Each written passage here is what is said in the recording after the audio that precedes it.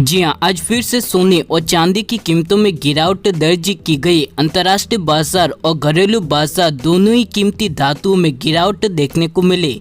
इसी के साथ में लॉकडाउन और केंद्र सरकार की ओर से कुछ बड़ी खबरें सामने आ रही है, जिसे हर एक भारतीय नागरिक को जानना बहुत ही ज्यादा जरूरी है। चलिए, तो पहली बड़ी खबर है कि ऋषि कपूर के निधन पर पीएम मोदी का बयान। कहा, टैलेंट के पावर हाउस थे। उपराष्ट्रपति ने बताया, करिश्माई अभिनेता। जी हाँ, कोरोना काल में कई बड़ी हस्तियां बॉलीवुड इंडस्ट्री को छोड़ रही है। खबरों की माने तो ऋषि कपूर, जो कि एक दिग्गज बॉलीवुड अभिनेता है, उनका निधन हो चुका है। और इससे एक दिन पहले ही इरफान खान, जो कि एक नायब अभिनेता है, उनका भी निधन हो चुका है। ऋषि कपूर के निधन की खबरों से बॉलीवुड नहीं बल्कि राजनीति से जुड़े तमाम दिग्गज नेता भी स्तंभे। सभी ने उनके प्रति अपनी संवेदनाएं व्यक्त की है।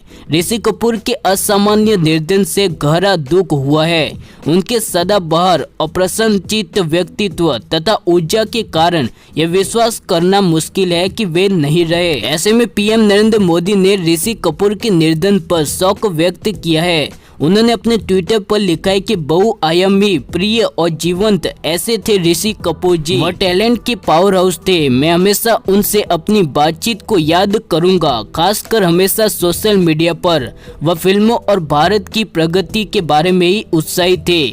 उनके निधन से दुख हो। उनके परिवार और प्रशंसकों को मेरे प्रति संवेदना। ओम शांति। इसी के साथ में गृह मंत्री अमित शाह ने लिखा है कि दिग्गज अभिनेता ऋषि कपूर जी के निधन के बारे में जानकर दुख हुआ।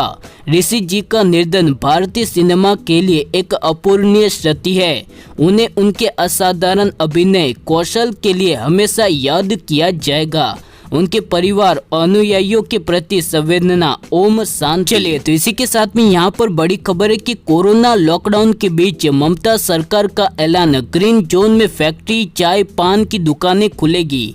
जी हाँ, कोरोना संकट और देशव्यापी बंद के बीच पश्चिम बंगाल की मुख्यमंत्री यानी कि ममता बनर्जी ने लॉकडाउन में राहत देने की घोषणा कर दी है।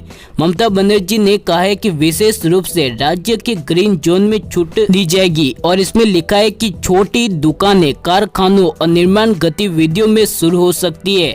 ममता बनर्जी ने कहा है कि हमने कुछ निर्णय किए हैं जो सोमवार से लागू हो जाएंगे।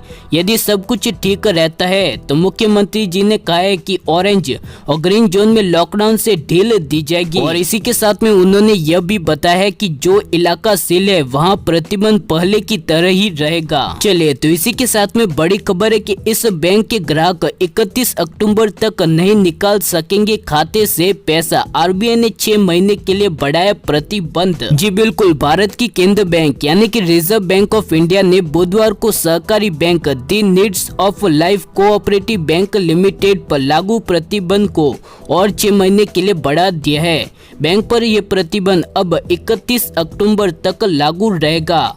आरबीआई ने अक्टूबर 2018 में इस बैंक पर 6 महीने के लिए प्रतिबंध लागू किया था। ऐसे में बैंक पर कोई नया लोन देने और पुराने लोन का नवीनीकरण करने से रोक लगा दी है। चलिए, तो यहाँ पर लॉकडाउन को लेकर बड़ी खबर है कि 3 मई के बाद भी नहीं चलेगी ट्रेन। रेलवे ने अगस्त तक बंद की IRCTC से टिकट बुकिंग। जानिए ताज़ा अपडेट। जी हाँ, लॉकडाउन की वजह से भारतीय रेलवे की सेवाओं को बंद कर दिया है। यात्री ट्रेनों की सर्विस पूरी तरह से ठप है।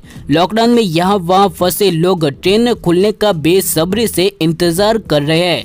लोगों को ट्रेन खुलने का इंतजार है, लेकिन ये इंतजार अभी और भी ज्यादा लंबा हो सकता है।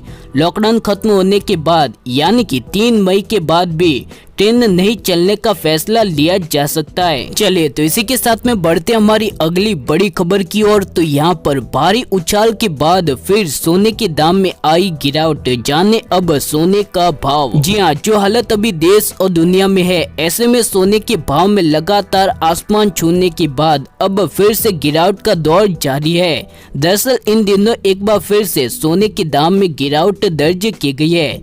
आज जहाँ सोने का कारोबार गिरावट के साथ तो शुरू हुआ है। ऐसे में चांदी के भाव में थोड़ी सी तेजी देखने को मिली है। वही कमोडिटी बाजार के कारोबारियों की माने तो उनका कहना है कि सोने और चांदी की कीमतों में उठापटक आगे भी जारी रहेगी। वही अगर कीमतों की बात करें तो सोने के भाव में आज गिरावट देखने को मिली, जिसके बाद सोने का वायदा बाजार में सोने का भाव 45,710 रुपए प्रति 10 ग्राम पर पहुंच चुका है।